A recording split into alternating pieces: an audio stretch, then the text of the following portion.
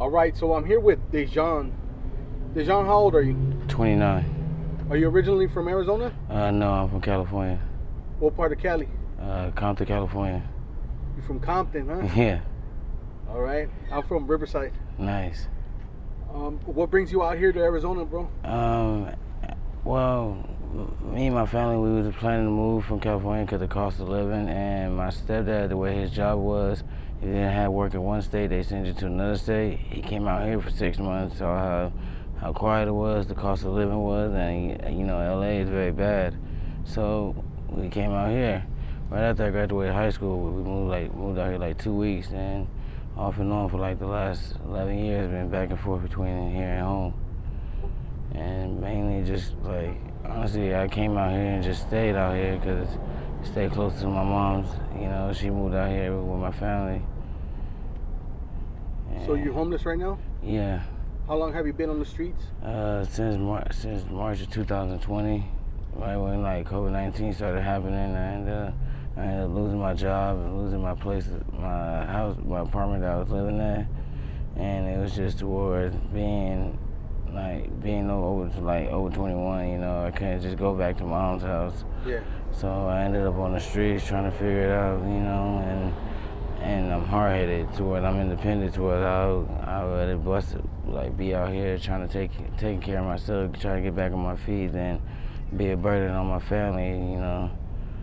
And what type of work were you doing before you ended up on the streets? I was actually doing 3 jobs. I was working at Foothills Car Wash in Ahwatukee. I was working at Enterprise Car Rental Service at the airport, and I was doing this online job called Winolo, basically working for LSG Sky Chef.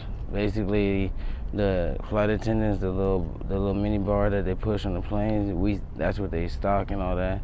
And I was basically stocking that on a little side job. But when this whole COVID-19 happened, I ended up losing my job at the car wash. And then I ended up crashing my car to where I ended up getting a DUI, so I ended up losing my job at Enterprise. And being homeless on the street, like the little Winolo job was through the phone. So once all my stuff got stolen, I lost that job. Crazy, man. Yeah. What do you do right now to survive, bro? Mainly I panhandle, we fly signs. Mostly the main thing has been flying a sign right now on the freeway, or just panhandling from time to time, trying to make a little what it can. Is it dangerous on this side of town? Actually, it is. You know, that's why it's constantly towards. I don't sleep at all because every time I go to sleep, I wake up, my stuff is gone. Or I was actually living in Glendale for a little while to where I went to sleep one time and I literally was woken up to where they had the people who was robbing me basically woke me up to let me know they was robbing me, had an AR-15 pointed to my head, you know. Dang. And it was just crazy. Like I never experienced that. It kind of messed me up in the head. That's crazy. And you coming from Compton, bro? Yeah. You know, you figure that you probably already experienced that already. Yeah, I figure. How was your life when you were out there?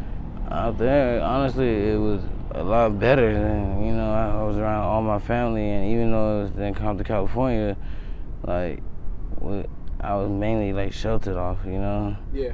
We found, like, you know, it was pretty bad. It wasn't like how I experienced out here. How was your childhood growing up? Were you, like, a good student? Did you have, like, peers that were in gangs and stuff like that, or how was your childhood? Most like half my family, yeah, they was in gangs and all that, and honestly, I was a good student, but I also had a short temper and everything towards. I ended up being in special ed for anger management because a teacher ended up like actually trying to grab me by the back of my shirt, and I ended up blacking out and ended up attacking her. Towards they put me in anger management towards I was basically in anger management from like the 4th grade all the way to the end of high school. And just growing up in Compton, California, I was actually myself forced into the gang life. Just being small and having short hands, I didn't really have a choice, you know. But once I graduated high school, I got my way out, you know. came out here for a fresh. What high school were you going to? High school in Compton? No, I was originally supposed to go to Lusinger, but how Lusinger was, I knew I wasn't gonna get a good education, so I did it towards. You start a riot, you get expelled. I ended up starting a riot there, ended up getting expelled, and ended up going to Torrance High School, which actually I graduated from there with a 3.8. Man, congratulations, bro. Man, it wasn't easy, but yeah, that's nothing easy to do. But honestly, it was crazy because of my freshman year class. I was the top of my class out of 2,000 kids. That's good. It mainly came easy to me, you know. Are you messing with any substances right now? Do you mess with the blues out here? Yeah, unfortunately, yes. How did you end up messing with the blues out here? Who introduced you to them? Well, it was mainly just being on the streets, being around and all of it, but I ended up messing with it because I was actually attacked. I was jumped from behind, and my kneecap was dislocated towards when I was sent home from Valley White's Hospital. They didn't send me home with no pain medication, so I ended up messing around with the blues, mainly for pain. And then on top of that, my first son was born while I was in jail, because I was actually falsely accused of pulling a gun on somebody towards, even though there was never a gun found. They still tried to convict me of possession of a firearm and took a whole year of my life away. So you were fighting your case for a whole year? Yeah, like due to COVID-19, I kept getting quarantined. Was that out here? Yeah, I was like due to COVID-19, I kept being quarantined and all that. To where I kept missing court dates. To where I lost a whole year of my life, and then when I got out, I ended up being jumped to where my kneecap was dislocated. Towards going through all that, my baby mama actually took my son out of the state when I got out of jail. So it just dealing with all that, you know, that's what kind of made me fall off and start messing with blues. Mainly deal with the pain, trying to cope with it, but it just got to a point where now I'm trying to get off it, but it's mainly for pain. Have you ever been to a rehab program or a detox? I've been to Salvation Army before, but it was actually for when I was an alcoholic. Like I went to Salvation Army for alcohol abuse, to where I haven't been there for like this substance, you know. I thought about trying again, but it's one of those just not ready, you know. Still trying to cope with everything that's happening, to where I actually ended up losing my son before I even met him. He was actually killed in a car accident. So even before I got to even just hold him, he was taken from me. Yeah, so I'm sorry. Yeah, so honestly, it's one of those, I'm not ready. Some people say they stay on the streets, you know, because they stay on the streets because they have nowhere to go, or they enjoy being out here. Me, it's one of those, I have no choice. You know, my family, they up and left.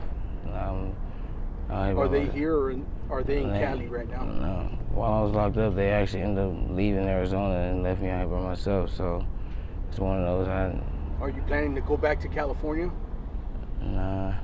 Honestly, right now I'm more just trying to get through the day without hurting myself. You know, it's not easy. You know, lost my first son. You know, so nobody really taught me how to deal with that. I go through it. Yeah, I go through that. I go through it every day, just trying to deal with it. Sorry, bro. Yeah. All right. Well, thank you for sharing your story. I really do appreciate it. Are you okay with me using this on my YouTube channel? Yes. And just in case some of my subscribers want to reach out to you with any sort of help or donations, do you have any contact information that you want to share, like an email or something like that? Yeah, I got an email address. It's capital DEE, capital JAY, Daniels, DANIELS, 4200 @gmail.com. All right, thank you. Thank you.